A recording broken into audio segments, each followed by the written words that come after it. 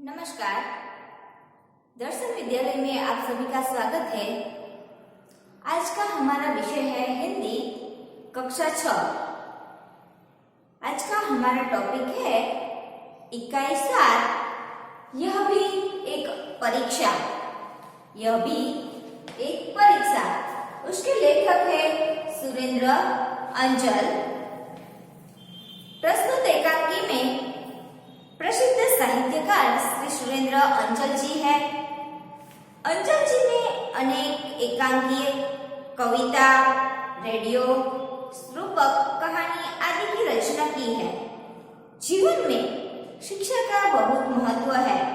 मनुष्य के भीतर जो शक्तियां हैं, उनका सही ढंग से उपयोग करना ही सच्ची शिक्षा है। परीक्षा में ज्यादा अंक प्राप्त करना यह शिक्षा का मूल उद्देश्य नहीं है, मगर वास्तविक जीवन में शिक्षा का उपयोग कर दिखाना है। मानवता बड़ी मूल्यवान चीज है, यही इस एकांकी का प्रमुख उद्देश्य है। बच्चों, इस इकाई में हमें यह देखना है कि हम पढ़ाई में ही अव्वल आए, यही हमारी अच्छी शिक्षा नहीं है, मगर हमें मानवता के मूल्य भी आए, वह भी अच्छा है। यहाँ पर 2 दृश्य दिए गए हैं। प्रथम दृश्य, पर्दा उठता है, बाजार का दृश्य, कुछ लोग इधर उधर आ जा रहे हैं। पहला दृश्य है वो बाजार का है। उसमें लोग इधर उधर आ जा रहे हैं। एक बालक कंधे पे थैला, हाथ में ब्रश, बूट पालिश एक राहगीर से, बाबूजी जूते चमका दो, शानदार कर दूंगा। राहगीर, नहीं रे, परे हट। बालक बूट पकड़कर, आईना बना दूंगा। जूतों को अपनी शक्ल देखकर फिर पैसा देना बाबूजी, सिर्फ 2 रुपये। यहाँ पर इस इकाई में एक बालक और राहगीर यानी कि रास्ते पर चलने वाले व्यक्ति की दोनों का संवाद दिया गया है। बालक अपने हाथ में बूट पॉलिश का थैला लिए हुए कहता है कि बूट पॉलिश। एक व्यक्ति से कहता है कि मैं आपको बूट पॉलिश कर दूं। वह कहता है व्यक्ति, नहीं रे, परे हट यानी कि पीछे हट जा मेरे रास्ते से। ऐसा बालक कहता है कि आईना बना दूंगा। आईना बनाना मुहावरा है बच्चों। आईना बनाना यानी कि बहुत चमक लाना। कहता है जिस तरह से आईने में अपना मुंह देख सकते हैं, उसी तरह मैं आपका बूट पॉलिश भी अच्छे से कर दूंगा। आपकी शक्ल यानी आपका चेहरा दिखने लगेगा। सिर्फ 2 ही रुपये का है। राहगीर, अरे हट, चौक की तरह चिपक जाता है, भाग। राहगीर के पीछे बालक चला जाता है। दूसरी ओर से एक हाकर अखबारों का बंडल लिए आता है।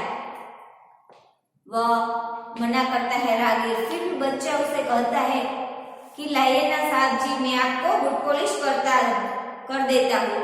फिर भी वह राहगीर कहता है कि तुम हट जा, चौक की तरह चिपक गया है। बाद में एक हाकर यानी कि गुजराती में जिसे कहते हैं फेरिया, वह अखबारों का बंडल यानी कि समाचार पत्र, अखबारों का बंडल लिए आता है। हाकर अखबार हिलाते हुए, आज की ताजा खबर, भूकंप से गिरे मकानों का नवनिर्माण, छात्रों की फीस माफ, स्कूल के लड़कों ने डाकू पकड़ा। आज का ताजा खबरें। कुछ लोग अखबार खरीदने लगे। दूसरी ओर से चाय वाला बालक आता है। एक हाथ में बाल्टी जिसमें कप रखे है, एक हाथ में केतली। एक लड़का हाथ में अखबार लिए आता है और बोलता है, आज की ताजा खबर, भूकंप से गिरे मकानों का नवनिर्माण। नवनिर्माण शब्द का मतलब होता है फिर से बनाना। कुछ भी व्यक्ति वस्तु होती है वो तो छूट जाती है, उसका दूसरी बार बनाना उसे बोलते हैं नवनिर्माण, फिर से बनाना। छात्रों की फीस माफ। छात्र यानी कि विद्यार्थी की फीस माफ। स्कूलों के लड़कों ने डाकू पकड़ा। आज की ताजा खबर है। इस तरह से बालक फेरिये वाला यानी कि हाकर बोलता बोलता जाता है और दूसरी ओर से एक चाय वाला बालक आता है जिसके हाथ में केतली है और दूसरे हाथ में थोड़े कप है। चाय वाला, चाय गरम चाय गरम। एक बालक पढ़ता हुआ चलता चलता चाय वाले से टकरा जाता है। बाल्टी छिटक कर गिरती है, 2-3 कप बिखर जाते हैं। चाय वाला जब चाय गरम बोलता हुआ वहां से निकलता है, तब एक अखबार वाला अखबार पढ़ता हुआ लड़का उससे जाकर टकराता है। सामने वाले लड़के के टकराने के कारण चाय वाले के हाथ से कप गिर जाते हैं। चाय वाला अंधा है क्या? देखकर नहीं चलता, मेरे कप टूट गए। बालक चल फुट यहाँ से, पैंट खराब कर दिया और ऊपर से रोज जमा रहा है। दोनों लड़ते झगड़ते जाते हैं। दूसरी ओर से एक बूढ़ा अंधा भिखारी बैसाखी के सहारे आता है। कटोरे में कुछ पकौड़ियाँ, अमरूद, रोटी के टुकड़े, रेजगारी आदि है। दोनों व्यक्ति झगड़ा करते हैं। उसी बीच एक अंधा भिखारी भी आता है जो अपनी बैसाखी यानी कि अपनी लाठी, जो अपाहिज होते हैं वो अपने साथ अपने बगल में रख के जो इस लाठी से चलता है, जिसे गुजराती में घोड़ी भी कहा जाता है, एक तरफ रखी जाती है, उसे बैसाखी बोला जाता है। उसे लेकर और कटोरे में कुछ पकौड़ियाँ, अमरूद और रोटी के टुकड़े और रेजगारी यानी कि कुछ सिक्के, छोटे सिक्के लिए हुए उसमें था। भिखारी, बाबूजी भूखा हूँ, मेरा सब कुछ लूट गया। भगवान तुम्हें खूब बरकत देगा, भगवान तुम्हारा भला करेगा। भिखारी बच्चों से कहता है कि बाबूजी भूखा हूँ, मुझे भूख लगी है, मेरा सब कुछ लूट गया है। भगवान तुम्हें खूब बरकत देगा, भगवान तुम्हारा भला करेगा। एक बालक, हाथ में किताबें, परे हट, इधर तो स्कूल की देर हो रही है और यह सामने आ रहा है। जेब में हाथ डालकर पैसे निकाल गिनता है। यहाँ तो पिक्चर के टिकट में भी 98 कम है, तू देगा? चला जाता है। भिखारी बालक से विनती करता है कि मैं भूखा हूँ, मुझे खाने के लिए कुछ दो। तभी वह दूसरा लड़का कहता है अपनी जेब में हाथ डालकर कि यहाँ मुझे पिक्चर देखने यानी कि सिनेमा देखने में भी 98 कम है, क्या तू मुझे देगा? ऐसा कहकर वह चला जाता है। भिखारी, बेटा मैं अंधा हूँ, बेसहारा हूँ, मैं भला तुम्हें क्या दे सकता हूँ? सबको देने वाला तो वह नीली छतरी वाला है। एक बालक साइकिल पर आकर बुढ़े से टकरा जाता है। बुढ़ा गिर पड़ता है, लकड़ी और कटोरा दूर जा गिरता है। उसमें आपस में बातचीत हो रही है।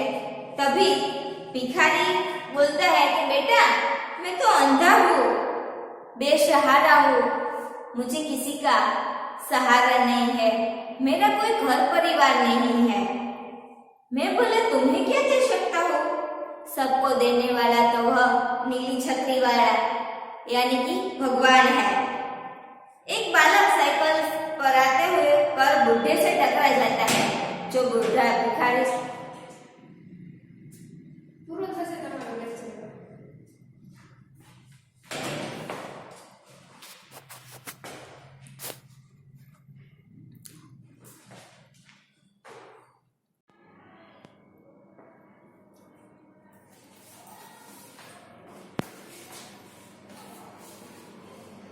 भिखारी चीख कर, हाय रे, मेरी टांग टूट गई रे, अब क्या करूं रे। साइकिल वाला कपड़े झाड़कर साइकिल उठाता है। अंधा है क्या? सामने आ गया। इन भिखारियों ने नाक में दम कर रखा है। स्कूल की देर करवा देगा। परीक्षा का पहला दिन है। साइकिल पर जाता है। अंधा साइकिल वाला से टकराता है। तब भिखारी है वह कहता है, हाय रे, मेरी टांग टूट गई। टांग यानी कि पैर टूट गई, अब मैं क्या करूं। साइकिल वाला जो लड़का था वो साइकिल से गिर गया था, इसलिए अपने कपड़े झाड़कर यानी कि अपने कपड़े साफ करके साइकिल उठाता है और कहता है, अंधा है क्या? सामने आ गया। इन भिखारियों ने नाक में दम कर रखा है। नाक में दम कर रखना यह एक मुहावरा है। उसका अर्थ है परेशान करना। स्कूल की देर करवा दी, परीक्षा का पहला दिन है, इतना कहकर साइकिल पर चला जाता है। भिखारी पड़ा पड़ा, हाय भगवान, मेरी टांग टूट गई रे। अरे, कोई मुझे उठाओ, कोई तो भला मानुस मुझे सड़क के किनारे बिठा दो रे। ए लाला, ए बाबू, मुझे सड़क के एक तरफ ले चलो रे। एक विद्यार्थी आता है, हाथ में बस्ता है। भिखारी गिरा गिरा पुकार रहा है, अरे बाबू, रे लाला, कोई तो मेरी सहाय करो, कोई तो मुझे उठा के सड़क के किनारे बिठा दो। इस तरह से कर रहा है। तभी एक विद्यार्थी आता है, हाथ में बस्ता है। बस्ता यानी कि थैला। स्कूल का विद्यार्थी है, इसलिए उसके पास उसका थैला है। विद्यार्थी, अरे क्या हो गया बूढ़े बाबा? टांग देखकर, अरे रे, चोट ज्यादा लगी है। कटोरे में पैसा, रोटी आदि डाल कर देता है। लो बाबा, ये रहा तुम्हारा कटोरा, इसमें 7 रुपये है। लड़का विद्यार्थी जब उस बाबा के पास, उस भिखारी के पास आता है, तब कहता है, क्या हो गया बूढ़े बाबा? इस तरह से पूछता है और बाद में वह उसकी टांग पर देखता है तो उसे लगा कि इन बाबा को, इस भिखारी को ज्यादा चोट लगी है, इसलिए भिखारी के पड़ने से उसके हाथ में जो कटोरा था उसमें से जो कुछ चीजें थी, पैसे, रोटी आदि गिर गया था, वह सब समेट कर उस विद्यार्थी लड़के ने बाबा को दे दिया और कहा, बाबा, ये रहा आपका कटोरा, इसमें 7 रुपये है। भिखारी कटोरा लेकर कहराता हुआ, कहराना यानी कि दर्द भरी आवाज में कहता है, जीते रहो बेटा, भगवान तुम्हें अच्छे नंबर से उत्तीर्ण करे। मेरे राजा बाबू को मुझ अंधे की लकड़ी कहाँ है? बेटे, मुझे सड़क के किनारे कहीं पेड़ के नीचे बिठा दो, भला होगा तुम्हारा। भिखारी है, वह लड़के को दुआ देता है और कहता है कि भगवान तुम्हारा भला करेगा, तुम अच्छे नंबर में उत्तीर्ण होगे, यानी कि अच्छे नंबर से तुम पास हो जाओगे। मेरे राजा बाबू, मुझ अंधे की लकड़ी कहाँ है? वह अंधा था, अपाहिज भी था, इसलिए वह अपनी लकड़ी ढूंढ रहा है और कहता है कि बेटा, मुझे सड़क के किनारे यानी कि जहाँ सड़क समाप्त होती है उसी जगह, साइड की जगह पर मुझे कहीं पेड़ की छांव के नीचे बिठा दो, भगवान तुम्हारा भला करेगा। विद्यार्थी लकड़ी थमाकर, जो विद्यार्थी है वह अंधे की बैसाखी जो लकड़ी है उसे देता है। लो यह रही लकड़ी। स्कूल की घंटी सुनाई दे रही है। अरे पहली घंटी लग गई। आज परीक्षा का पहला ही दिन है। किंतु खैर, बूढ़े से बाबा उठो, तुम्हें फुटपाथ पर बिठा दूं। अरे तुम्हारे पाँव में तो गहरी चोट है, खून बह रहा है। कलाई की घड़ी देखकर सोचता हुआ स्वयं से, उधर परीक्षा का समय, इधर यह अंधा बाबा, क्या करूं? विद्यार्थी लड़का जो है वो बेसहारा भिखारी बाबा है, उसकी मदद तो करना चाहता है, मगर साथ में उसी दिन उसकी परीक्षा का भी समय है। दोनों तरफ से वो मुसीबत में आ गया। एक तरफ से वह बूढ़े भिखारी बाबा को छोड़ नहीं सकता और दूसरी तरफ परीक्षा का पहला दिन है। परीक्षा का समय निकला जा रहा है, स्कूल की घंटी बज गई है, फिर भी वो विद्यार्थी लड़का है, वो बाबा को उठाकर पेड़ के किनारे, सड़क के किनारे जहाँ पेड़ है वहां बिठाना चाहता है। तब वो उसकी मदद करता है। तब उसे दिखाई दे रहा है कि बाबा के पैर पर गहरी चोट आई है, उनका खून बह रहा है। अंतरात्मा में आवाज गूंजती रही, इंसान की सेवा सबसे बड़ा कर्तव्य है, इंसान की सेवा सबसे बड़ा धर्म है। वह लड़का अपने अंतरात्मा उसे कहती है, अंतरात्मा यानी कि उनका अंदर से आवाज आई, इंसान की सेवा सबसे पहला कर्तव्य है। कर्तव्य यानी कि फर्ज, हमारी पहली जिम्मेदारी है कि किसी निसहाय और असहाय व्यक्ति की मदद करना। जो बेसहारा होता है, ऐसे लोगों की मदद करना हमारा कर्तव्य फर्ज है। इंसान की सेवा सबसे बड़ा धर्म है, सबसे बड़ा धर्म।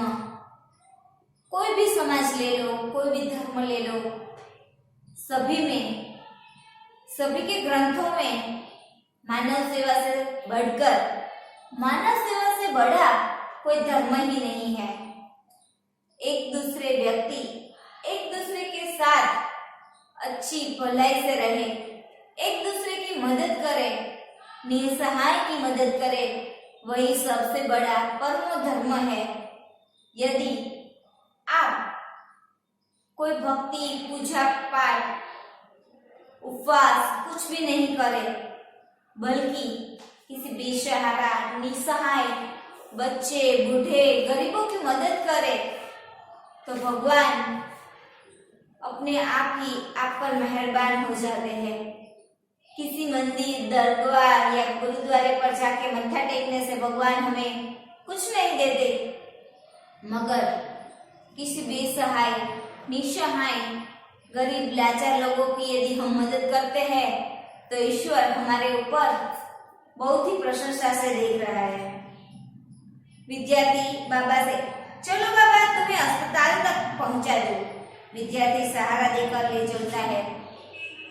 विद्यार्थी का परीक्षा का समय हो रहा है, स्कूल की घंटी बज गई है, फिर भी उसकी अंतरात्मा उसे पुकार कर कहती है सबसे बड़ा धर्म मानव धर्म है।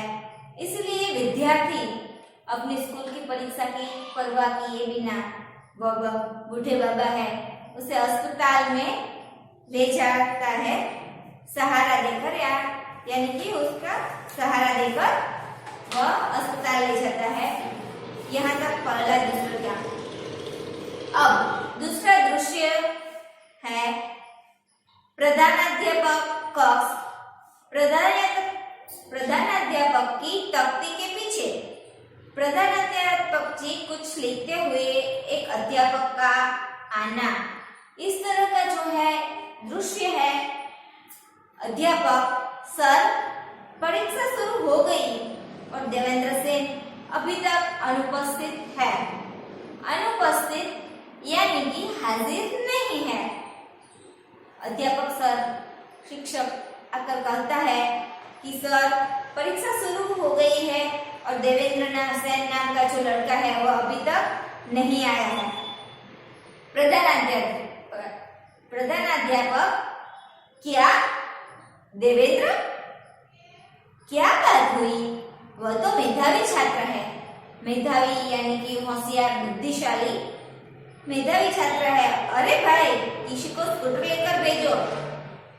लेकिन ठहरो, मेरे पास फोन नंबर है, पहले पता कर लेता हूँ। फोन उठाते हैं। हेलो हेलो हेलो, हाँ मैं प्रधानाध्यापक बोल रहा हूँ। अरे भाई देवेंद्र की परीक्षा शुरू हो गई है, आज पहला दिन है, वह आया क्यों नहीं अभी तक? हैं? घर से निकले घंटा हो गया। हाँ परीक्षा शुरू हुए 10 मिनट से ज्यादा हो गया है। पता लगाओ भाई, वह तो प्रथम श्रेणी में उत्तीर्ण होने वालों में से है। फोन रखकर उसे घर से निकले बहुत समय हो गया, आ जाना चाहिए। देखिए वह आ जाए तो मेरे पास भेजना। वैसे उसके साथ वाले लड़के से मालूम करो, एक्सीडेंट तो नहीं हो गया? अध्यापक का जाना। कुछ ही देर बाद देवेंद्र का हाँफते हुए आना। प्रधानाध्यापक यानी कि हम जिसे आचार्य कहते हैं, उस तरह से शिक्षक अध्यापक आकर जो मेन सर होते हैं आचार्य, उनसे बोलता है कि सर परीक्षा शुरू हो गई है, मगर जो देवेंद्र नाम का लड़का है वह अभी तक नहीं आया है। प्रधानाध्यापक सर कहते हैं, देवेंद्र वो तो मेधावी छात्र है, वह तो बहुत ही होशियार व्यक्ति है, वह तो प्रथम श्रेणी में उत्तीर्ण होने वाला, प्रथम नंबर पर आने वाला इतना मेधावी बालक है, वह क्यों नहीं आया? प्रधानाध्यापक कहते हैं कि स्कूटर लेके रुके, उसे बुलाने के लिए उसके घर पर भेजो व्यक्ति को। बाद में उन्हें याद आता है कि उनके पास उनका फोन नंबर है। फोन लगाकर वो घर पर पूछते हैं तो घर से उत्तर आता है कि देवेंद्र तो स्कूल लाने के लिए चला गया है। बाद में प्रधानाध्यापक फोन रखकर अध्यापक से कहते हैं कि उसके मित्र से पता लगाओ कि कहीं उसका एक्सीडेंट यानी कि कोई उसे इजा तो नहीं हुई है। और अध्यापक चला जाता है। तभी देवेंद्र नाम का जो लड़का था वह हाँफते हुए यानी कि बहुत ज्यादा दौड़ के आया हो या कुछ स्पीड में आया हो और जो हम को श्वास चढ़ जाती है उसे हाँफते हुए कहते हैं। तो हाँफते हुए देवेंद्र नाम का लड़का आता है। देवेंद्र, क्या मैं अंदर आ सकता हूँ श्रीमान? देवेंद्र नाम का लड़का है, वो अपने शिक्षक अध्यापक से पहुंचता है, पूछता है क्या श्रीमान मैं अंदर आ सकता हूँ? प्रधानाचार्य, अरे देवेंद्र, इतने लेट कहाँ थे अब तक? जो प्रधानाध्यापक है वह देवेंद्र से कहते हैं कि इतना लेट, इतनी देरी से क्यों आया? अब तक कहाँ था तुम? देवेंद्र, घबराएश्वर अस्पताल सर। देवेंद्र अस्पताल जाकर आया था, परीक्षा की लेट हो गई थी, इस वजह से वो घबरा गया था। और सर ने जब पूछा तब वह कहा रहा था, उसने कहा घबराएश्वर में कि सर मैं अस्पताल में था। प्रधानाध्यापक कड़क कर, अस्पताल? परीक्षा क्या बाहर हो रही थी? और पैंट पे खून के धब्बे कहीं गिर पड़े थे क्या? उनके प्रधानाध्यापक है वो अकड़ कर बोलते हैं कि अस्पताल, क्या अस्पताल में परीक्षा हो रही थी? और देखते हैं कि ये खून के धब्बे तुम्हारे पैंट पर का कैसे, कहीं गिर पड़े थे? इस तरह से पूछते हैं। देवेंद्र, जी नहीं, एक अंधे बूढ़े भिखारी को किसी ने साइकिल की टक्कर मार दी, उसकी टांग ज्यादा जख्मी हो गई, वह सड़क के बीचों बीच पड़ा कर रहा था, उसे तुरंत इलाज की जरूरत थी, इसलिए अस्पताल में भर्ती करवाकर आ रहा हूँ। क्षमा चाहता हूँ सर। सर के पूछने पर उसने बता दिया कि वह अस्पताल क्यों गया था। वह बताता है कि एक अंधे बूढ़े भिखारी को किसी ने टक्कर लगा दी थी और वह ज्यादा जख्मी हो गया था। उसकी टांग बहुत ही खराब हो गई थी, इसलिए वह कहता है कि उसकी इलाज तुरंत जरूरी थी, इसलिए मैं लेट हो गया। सर जी, मैं आपसे क्षमा चाहता हूँ। प्रधानाध्यापक साहब, यह जानते हुए कि परीक्षा का समय है, तुमने अपना कर्तव्य निभाया। इंसान की जिंदगी इस परीक्षा से बहुत बड़ी और कीमती होती है। जाओ, परीक्षा में बैठो। कमरा नंबर 4 में तुम्हारा रोल नंबर है। देवेंद्र जाता है। प्रधानाध्यापक फोन उठाते हैं। प्रधानाध्यापक फोन पर, हेलो सेन साहब। हाँ, देवेंद्र आ गया। रास्ते में किसी बूढ़े का एक्सीडेंट हो गया था, उसे अस्पताल भर्ती करवा कर आया है। अरे भाई, इस परीक्षा में तो पास होगा ही, किंतु इससे भी बड़ी इंसानियत की परीक्षा में पास हो गया है। ऐसे होनहार सपूत के पिता है आप, बधाई। प्रधानाध्यापक, उनको जब मालूम होता है कि देवेंद्र कहाँ पर था, किस वजह से वो लेट हो गया, तब वह परीक्षा का शाबाशी देते हैं। यह जानते हुए कि परीक्षा का समय हो गया है, फिर भी तुम अपने कर्तव्य निष्ठा पर अड़ग रहे। इस तरह की इंसान की जिंदगी से बढ़कर कुछ नहीं है। इस तरह से देवेंद्र को शाबाशी देते हुए कहते हैं कि तुमने इस परीक्षा से भी ज्यादा, जो पुस्तक के द्वारा स्कूल में दी जाने वाली परीक्षा है, उससे भी बड़ी परीक्षा है इंसानियत की। तुमने सबसे पहले इंसानियत की परीक्षा पास कर ली है, तो अब ये स्कूल की परीक्षा तो क्या, उसमें भी तुम पास ही हो गए। कमरा नंबर 4 में तुम्हारा रोल नंबर है। इस तरह से सर कहो के उसके परीक्षा के स्थान पर कमरा नंबर 4 में भेजते हैं। वह प्रथम आने वाला उत्तीर्ण मेधावी छात्र था, उसी वजह से सर को इतना विश्वास तो था ही कि इस परीक्षा में भी देवेंद्र अव्वल ही आएगा। उसकी इतनी सारी सही इंसानियत की परीक्षा में पास होने वाली, उत्तीर्ण होने वाली परीक्षा से गदगद होकर सर उनके पिताजी को फोन लगाते हैं और कहते हैं कि हेलो सेन साहब, देवेंद्र आ गया है।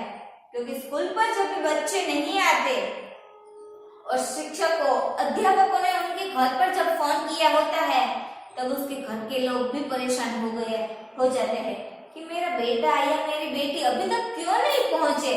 इसलिए उनकी जो अंदर की चाहत थी, घबराहट थी कि मेरा बेटा कहाँ होगा, इसकी शांति के लिए साहब ने उनके घर पर भी फोन कर दिया कि रास्ते में किसी बुढ़े का एक्सीडेंट हो गया था, उसी वजह से आपका बेटा वहां उस बुढ़े को भर्ती करवाने गया, उसी वजह से उसे लेट हो गया और वह यहाँ आ गया है। और उसके पिताजी को भी बधाई देते हैं कि ऐसा होनहार सपूत पुत्र के पिता आपको, इसलिए आपको भी बधाई।